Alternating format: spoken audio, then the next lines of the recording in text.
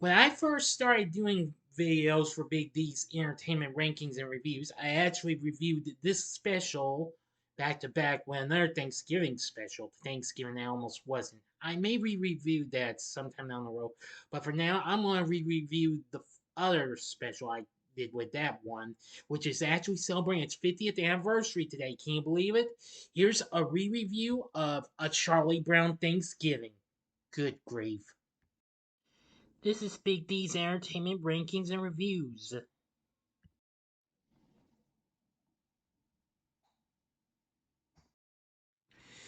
Greetings, my fellow YouTubers. Welcome to Big D's Entertainment Rankings and Reviews. My name is Dual, better known to you as the Big D, and this time around I bring to you a re-review of the animated television special, A Charlie Brown Thanksgiving,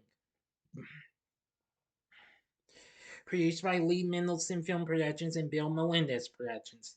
The special premiered 50 years ago today, November 20th, 1973, originally on CBS, and won an Emmy Award the following year. It's the third holiday special to feature the Peanuts gang after A Charlie Brown Christmas, and it's the Great Pumpkin Charlie Brown, and 10th primetime animated Peanuts special overall.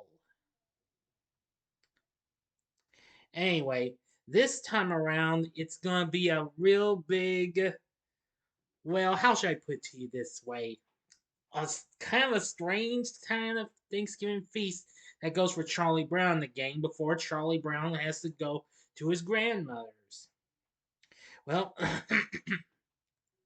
let's start our story, which I will give the whole thing to you.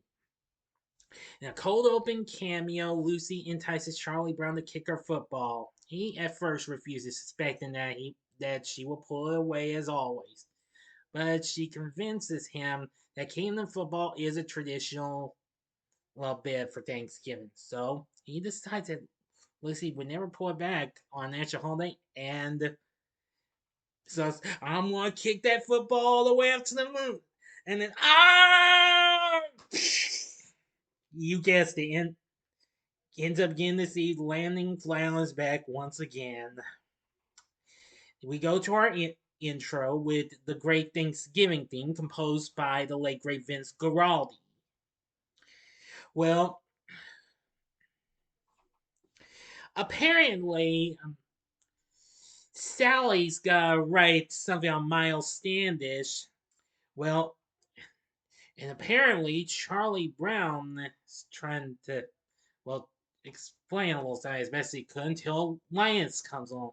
Charlie Brown's like, "We've got another holiday to worry about. It seems Thanksgiving Day is upon us." Linus explains to Sally all about it. As for his plans, Charlie Brown, along with Sally and parents, are going to go to Charlie's grandmother for Thanksgiving dinner. Well, but Cindy gets a call from Peppermint Patty, who is alone for Thanksgiving and wants to come over, and as yet non-existent dinner at the Browns' house. And soon thereafter, inviting Marcy and Franklin. Yeah, I really like it with Charlie Brown's first on the thing, well, on the phone, and he's like, "Well, yeah, well, on the third time, Linus, well, comes along and, well, Charlie Brown explains everything, and, well, why don't you just call her back?" And he's like, "You can't explain anything to Peppermint Patty." Oh. Linus suggests to a perplexed Charlie Brown that he could have two Thanksgiving dinners. First one can be for himself, Peppermint Patty, and the others, while the second one can be at his grandparents' house for the family. Linus recruits Snoopy and Woodstock to help out.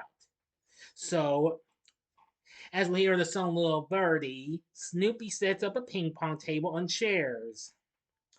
Soon, we go to the kitchen where Charlie Brown, Snoopy, Woodstock, and Linus then prepare a feast of toast, pan-fried popcorn, pretzel sticks, and jelly beans as we hear Linus and Lucy. Well, the guests arrive and make their way to the backyard for the Thanksgiving feast.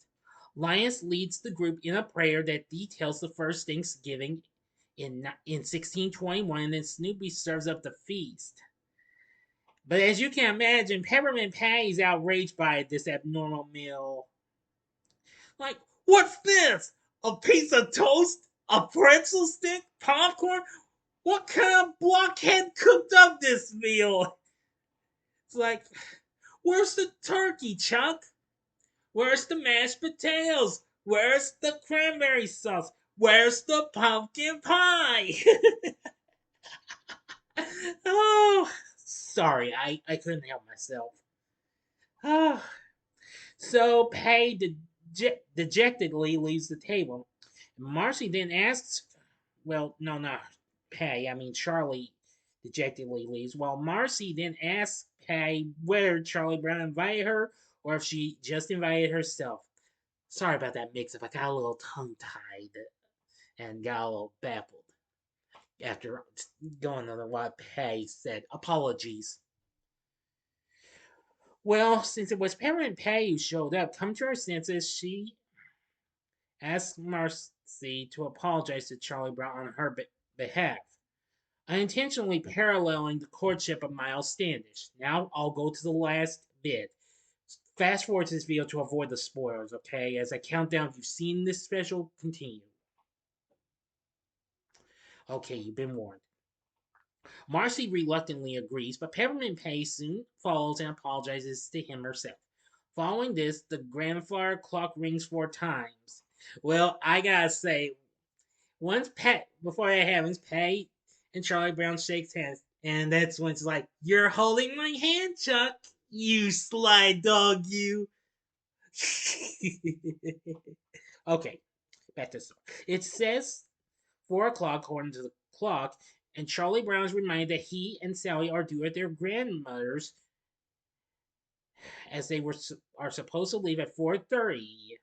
So he calls her and explains the situation. When he mentions his friends are there, his grandmother invites them all to Thanksgiving dinner, much of the group's elation. As they all pile into the car to go to Charlie's grandparents, they sing over the river and through the wood. However, after the group finishes the song, Charlie Brown disqualifies the song's name, title, and lyrics. He says that the only problem with that song is that his grandmother lives in a condominium.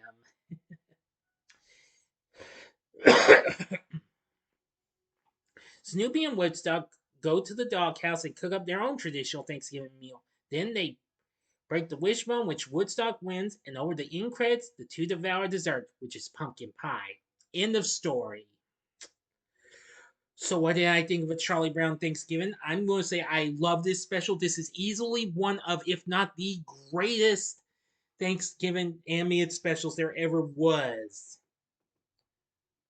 I mean, even though this came out a couple of years after the Thanksgiving that almost wasn't came out, and I'm pretty sure there were some others that came out. Maybe the Mouse in the Mouth, Mayflower, but I could be wrong though. But anyway,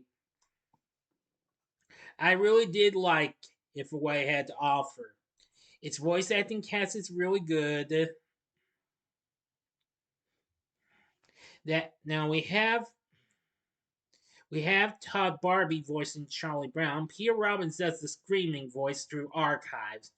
Robin Cohn voices Lucy, despite her only being in the cold opening. Stephen Shea voices Linus. Hilary Momberger voices Sally. Christopher DeFaria voices Peppermint Patty. Yes, you heard me correctly. A boy actually voices Peppermint Patty. You better believe it. But that wasn't the first time a guy actually voiced a female character. I'll explain about that some other time. Jimmy Aarons voices Marcy. Can you believe that? Another one. Robin Reed does Franklin, and Bill Melendez does Snoopy and Woodstock's vocal effects. This is the last TV special that uses the same cast from Snoopy Come Home, which was released the previous year, as well as the specials You're Not Elected, Charlie Brown,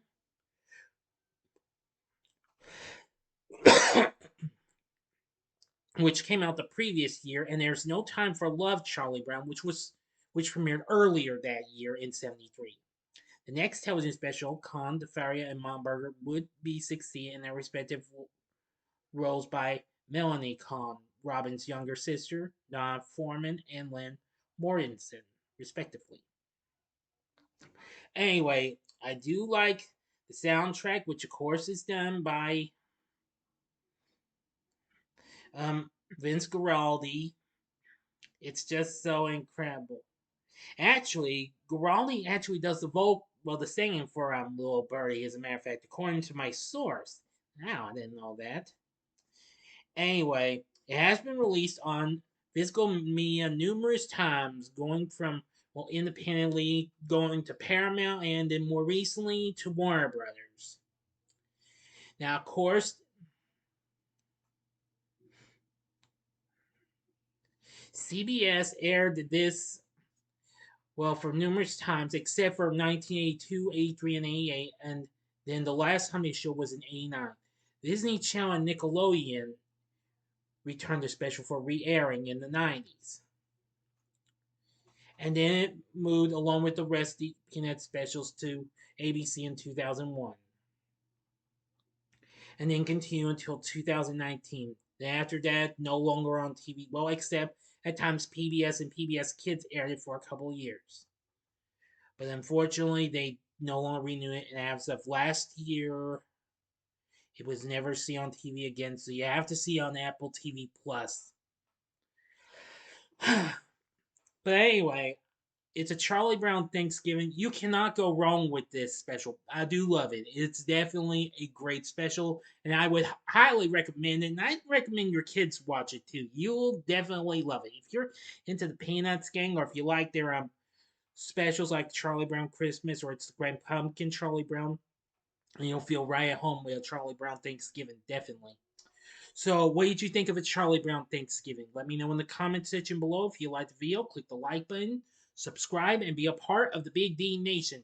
Join me next time when I bring to you a review of the live action adaptation of Dr. Seuss's The Cat in the Hat.